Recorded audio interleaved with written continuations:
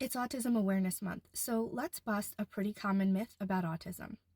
Everyone is a little autistic. This is not true, so let's talk about it. If you think about the autism spectrum as a line where on one end you have not autistic at all and on the other end you have very autistic, then I could see why you might think someone with some traits but not all would be a little autistic. But that's not actually how autism works. Autism is considered a spectrum because every autistic person has a different variation of autistic traits that impact them, and also different levels of support needs. There are actually two main categories of autism, and within those main categories, several subcategories. And also within each of the two main categories, three levels of support needs that reflect how much autism impedes daily functioning. Specifically, the two main categories are social and communication differences and restricted repetitive behaviors.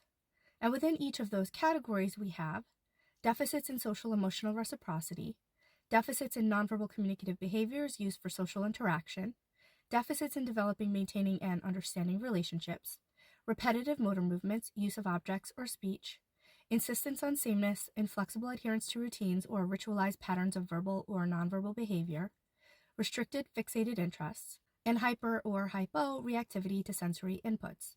So every autistic person has a different variation of attributes within these categories. However, in order to meet the criteria for an autism diagnosis, a person would need to be hindered by their autistic traits by at least what the DSM defines as level 1 within both categories, in all three social communication areas, and in at least 2 of the 4 restricted repetitive behavior areas. So for example, if someone meets the level 1 threshold within the sensory category but doesn't meet the threshold for anything else, they would not be diagnosed with autism.